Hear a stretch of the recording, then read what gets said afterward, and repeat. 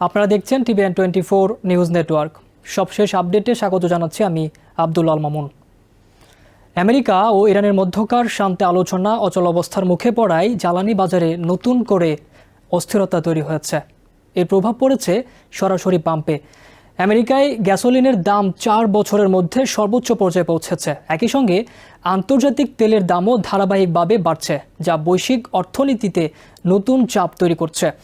মঙ্গলবার আমেরিকায় 1 গ্যালন সাধারণ গ্যাসোলিনের গড় দাম দাঁড়িয়েছে $4.18, যা 2022 সালের এপ্রিলের পর সর্বোচ্চ।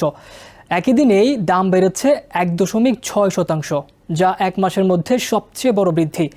যুদ্ধ শুরুর পর থেকে জ্বালানির খরচ প্রায় 40% বেড়েছে বলে তথ্য দিয়েছে আমেরিকান অটোমোবাইল অ্যাসোসিয়েশন বা AAA।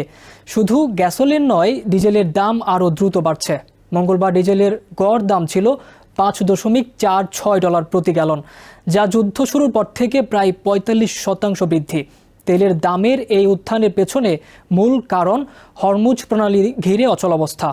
ইরান ও আমেরিকার মধ্যে আলোচনায় অগ্রগতি না হওয়ায় ট্যাঙ্কার চলাচল স্বাভাবিক করা এবং ইরানের পারমাণবিক কর্মসূচি সীমিত করার বিষয়ে কোনো সমঝোতা হয়নি।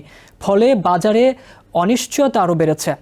আন্তর্জাতিক বাজারে ব্রেন্ট ক্রুডের দাম মঙ্গলবার 4% বেড়ে জুলাই ডেলিভারির জন্য ব্যারেল প্রতি $105 উপরে ওঠে, যদিও পরে কিছুটা কমে $104 নামে।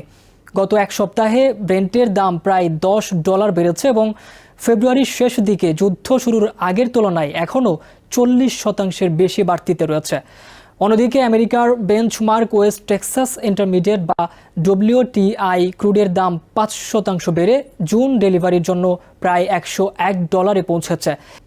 একই মাসের ডেলিভারির জন্য তেলের দাম এক পর্যায়ে $110 উপরে উঠেছে। তবে সংযুক্ত আরব আমিরাত ওপেক ছাড়ার ঘোষণা দেওয়ার পর বাজারে কিছুটা সমন্বয় দেখা যায়। তবুও সামগ্রিকভাবে তেলের বাজার ঊর্ধ্বমুখী অবস্থায় রয়েছে।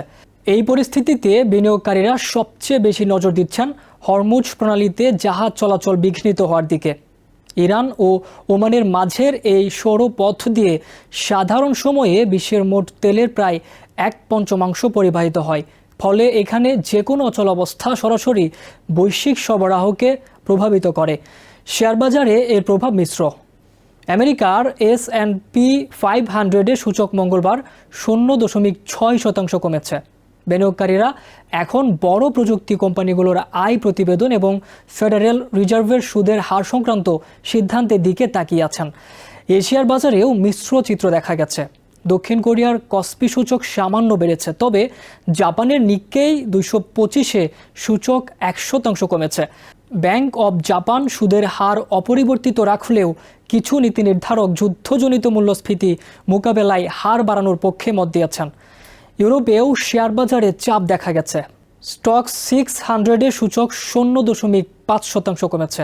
এদিকে তেলের উচ্চ দামে বড় কোম্পানিগুলো লাভবান হচ্ছে। ব্রিটিশ তেল কোম্পানি BP জানিয়েছে প্রথম প্রান্তিকে তাদের মুনাফা দ্বিগুণ হয়ে $3 বিলিয়ন বেশি হয়েছে। কোম্পানিটি বলছে বর্তমান পরিস্থিতিতে তেল বাণিজ্য থেকে ব্যতিক্রমী আয় হয়েছে। জ্বালানির দাম বাড়া এখন শুধু বাজারের স্বাভাবিক ওঠানামা নয়, বরং ভূরাজনৈতিক সংঘাতের সরাসরি প্রতিফলন। হরমুজ প্রণালী ঘিরে অচলাবস্থা ও ব্যর্থ কূটনীতি যদি দীর্ঘায়িত হয়, তাহলে পাম্পের এই চাপ আরও বাড়বে এবং বিশ্ব অর্থনীতিতে মূল্যস্ফীতির ঝুঁকি তীব্র হতে পারে। নিউ ইয়র্ক থেকে সম্প্রচারিত TVN24 টেলিভিশন বিশ্বজুড়ে বাঙালির কণ্ঠস্বর।